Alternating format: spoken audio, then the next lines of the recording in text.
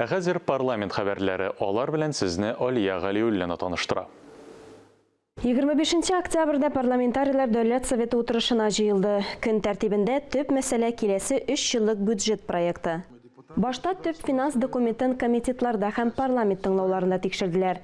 Парламентның үз составында да үзгәрешләр булды. Берничә депутат Дәүләт Думасына сайланды, Мәскәүгә эшкә күченде. Моннан тыш, көн тәртибендә гамәлдәге кайбер республика законнарына төзәтмәләр кертү, шулай ук Татарстан таможничылары хисабы да бар иде. Парламентарийлар 4 депутат Татьяна Ларионова, Илья Вольсон, Марат Нуриев һәм Артем Прокофьевның вәкаләтләрен вакытыннан алда туктатты. Алар Дәүләт Думасына сайланды. Татарстан мәнфәгатьләрен федераль дәрәҗәдә яклыйлар. Комитетларда алар урынына башка депутатлар эшли. Бюджет елдан-ел арта. Икътисад пандемия кыенлыкларын уңышлы кичерде. Шулай да бюджеттагы һәр сум акча элеккечә максималь рәвештә нәтиҗәле кулланырга тиеш. Төп финанс документы республиканың социаль икътисади үсеше фаразлары нигезендә расланды. Икътисад министры Мидхәт Шәйхәхмәтов сүзләренчә, бюджетның 80%-ын сәнәгать секторы формалаштыра. Якындагы айларда 600 миллиард сумнан артык инвестициялар үсешен тәэмин итәргә кирәк. 3 ел элек бюджетның төп параметрларын финанс министры һәм профильле парламент комитеты рәисе яңгыратты. Хөрмәтле Рустам Нургалиевич, хөрмәтле Фарид Хайруллович, уважаемые депутаты и приглашенные. Сезнең карашка Татарстан Республикасының 2022 һәм 2024 елларга социаль һәм икътисад фаразларын тәкъдим итәбез. Бюджетның формалаштыру бер үк вакытта 2 юнәлештә, ягъни керемнәр һәм чыгымнар өлешендә алып барылды. Керемнәр күләменең санаганда без Министрлык финансы икътисад министрлыгы, салым хезмәте, тармак министрлыклары оешмалар белән бергә салымнарны исәпләдек.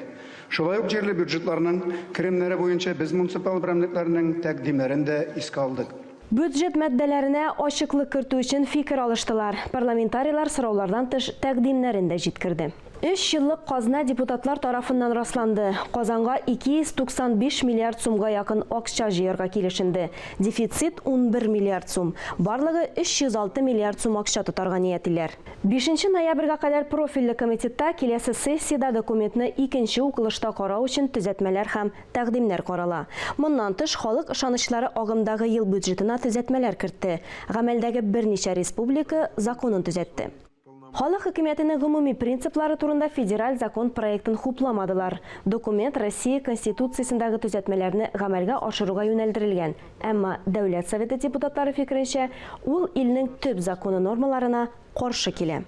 Парламентарийлар үзләре дә карарын Дәүләт Думасына юллады. Татарстан сайланган Дума депутатларының республика позициясын исәпкә алып, эшкә керүчеләрен сорадылар. Фәрит Мөхәммәтшин бөтен Россия халык санын алуда катнашты. Парламентның мәгариф, мәдәният, фән һәм милли мәсьәләләр комитеты җитәкчесе Айрат Зарипов түгәрәк өстәл утырышында катнашты.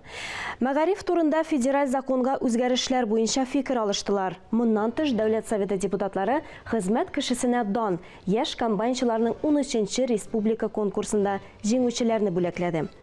Аны Татарстан дәүләт телерадиокомпаниясе, Республика авыл хуҗалыгы һәм азык-төлек министрлыгы һәм Казан аграр университеты оештырды. Сез парламент хәбәрләрен карадыгыз.